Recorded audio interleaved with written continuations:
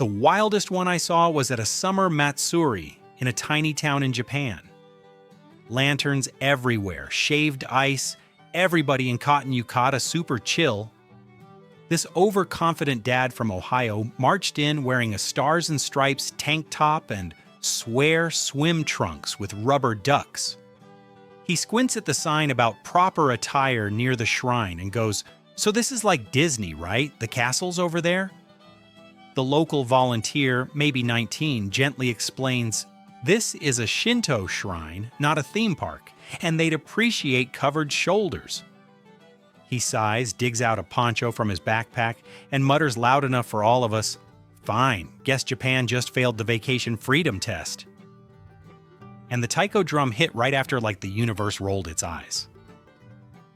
My friend told me about an Instagram travel girl at La Tomatina in Spain who treated the no bikinis only dress rule like a personal challenge.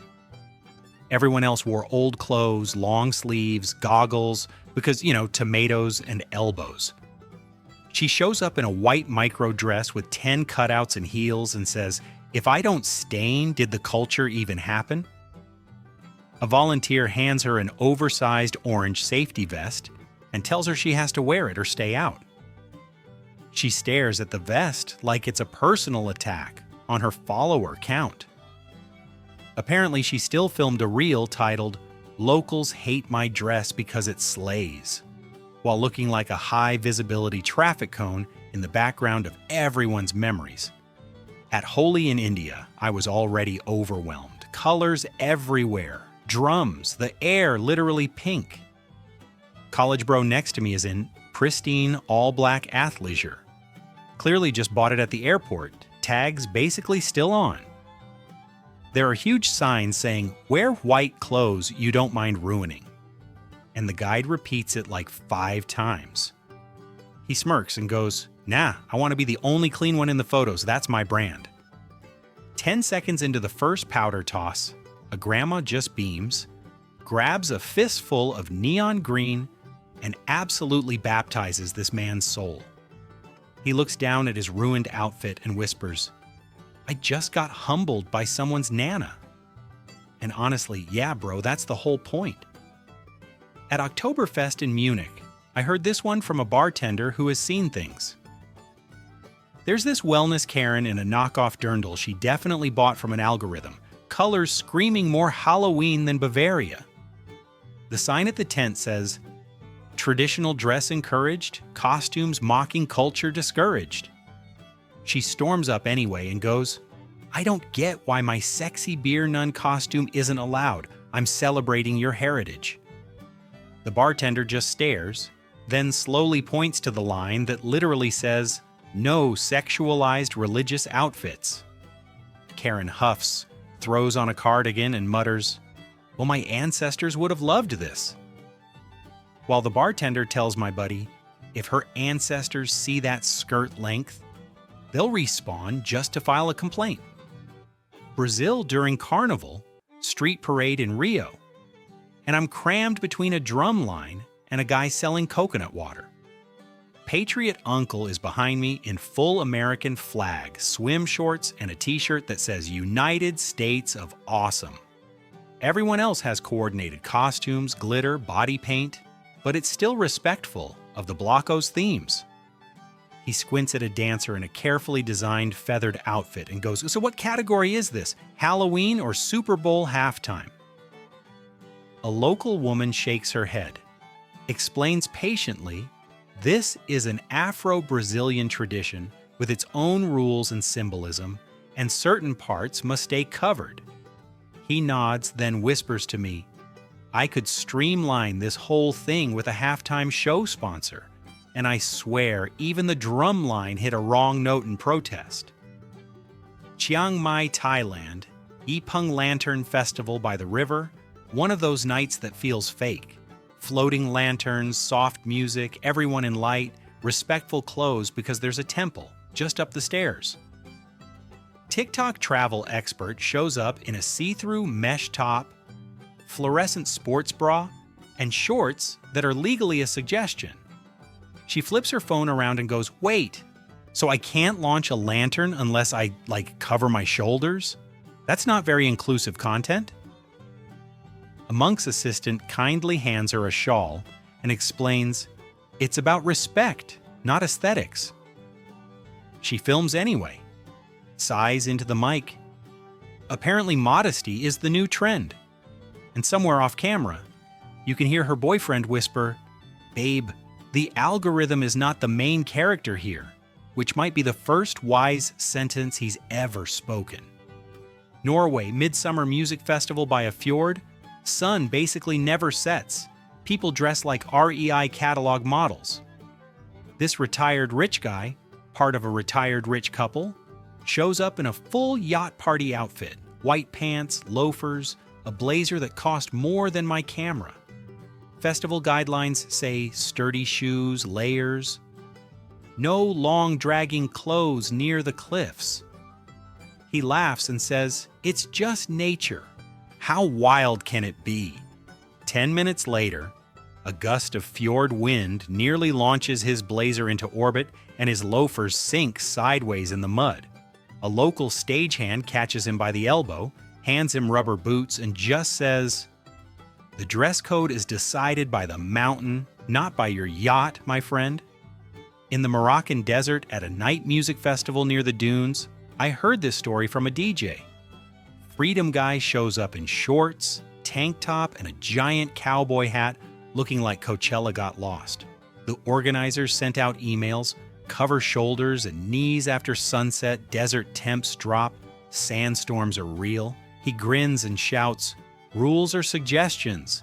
The desert respects my energy." About an hour later, the wind whips up a sand wall that doesn't care about his energy at all. A local guide wraps him in an extra jalaba, tucks the hat under an arm, and says, "Out here, freedom means not freezing to death in your podcast merch." Oaxaca, Mexico, Day of the Dead parade, winding through the old town, candles and marigolds everywhere. I'm walking behind this backpack bro who's clearly on month 8 of his personality sabbatical. Official guidelines say no goofy costumes that mock the tradition. Face paint is fine if it's done respectfully. He's wearing a neon skeleton onesie and says, "So this is kind of like Mexican Halloween but deeper, right?" A local grandma in elegant black with perfect Calavera makeup stops, looks him over and says softly, "We're dressing for our dead. Who are you dressing for?" He goes quiet, adjusts his ridiculous hood, and for the rest of the night, somehow even the plastic bones on his outfit look embarrassed. My buddy in Seoul told me about a business consultant who tried to optimize the K-pop festival dress code. Giant stadium, screaming fans, everyone in coordinated outfits, light sticks, headbands, the whole thing. The festival rules say no offensive slogans or fake staff shirts because security is chaotic already. This guy shows up in a perfectly pressed blazer over a t-shirt that says VIP guest, brand partnership in bold letters. When staff stop him at the gate, he actually says, "If I look like a sponsor, people treat me like one. That's just branding." Security escorts him to a side table, hands him a plain festival t-shirt, and the guard goes, "Tonight, everyone is just a fan, my dude." Which is the most polite way to say, "Congrats, you played yourself?" In Florence, Italy, there's this historical costume festival in a big piazza, reenactors in doublets and flowing dresses. Honeymoon couple from New Jersey rolls in, both wearing matching sexy Renaissance costumes they bought online. Corset doing overtime, fake fur everywhere, feathers that have never seen a bird. The event rules literally say, no overtly sexual or parody costumes, respect the historical context. The organizer stops them and explains. The husband laughs, "So we're too historically hot?" The old man in full scholar robes just sighs and says, "History had enough drama without your Instagram," then hands them simpler cloaks that somehow make them look way more attractive anyway. UK, muddy field that can only be Glastonbury, though they call it some legendary festival in the story. Movie fanatic shows up in a full superhero cosplay, cape dragging through inches of mud, boots clearly not rated for anything wetter than a mall floor. Dress guidelines said no capes for safety, especially near equipment and crowds. He argues, "But my character literally saves the world. You think he's scared of mud?" 10 minutes later, the cape wraps around a fence post, nearly yanks him off his feet, and he drops his drink in slow motion. A nearby stage tech just shakes his head and goes, "See, mate? The whole multiverse just voted against that outfit." In a small village in Bali during a temple festival, I watched a Florida man variant try to negotiate with physics and respect at the same time. Signs everywhere. Sarong and sash required, shoulders covered, no beachwear in temple areas. He's wearing floral swim shorts, no shirt, flip-flops, and a hat that says, "Sun's out, guns out." A local priest's assistant offers him a sarong and scarf, super respectfully. He laughs and says, "But my tattoos are kind of spiritual, can't they count as my shirt?" The assistant smiles gently and replies, "Your art is for you. This dress is for everyone else." And suddenly his whole body language deflates like someone just told him Florida isn't a personality. Vienna Christmas market, old square glowing with lights, everyone bundled up in tasteful coats and scarves. Minimalist adventurer steps into the holiday concert area wearing sandals, linen pants, and a single thin hoodie. Because I travel light. The festival leaflet clearly says dress warm, no open-toed shoes near the standing heaters. He smirks and says, "I don't believe in winter. It's a mindset." 5 minutes later, he's hopping away from a heater because the metal grate kissed his toes and his teeth are doing a drum solo. A violinist on break hands him a spare wool scarf and just says, "Some things you can't negotiate with, including December." On an island festival in Budapest, Ziget vibes river all around, there's this bargain hunter who took costume theme night way too literally. Theme is galactic. Guidelines say no real military gear, no fake badges, keep it playful. He shows up in a thrifted jumpsuit covered in random patches, including one that looks a little too official. At the gate, security flags him and he goes, "Relax, it was €2. That's the real miracle here." They peel off anything that looks remotely legit and replace the patches with neon smiley faces from the merch table. As he walks in, a local kid yells, "Space janitor!" And honestly, it fits him better than budget astronaut ever would. End of harvest season in a tiny French village in Burgundy. Wine festival taking over the main square.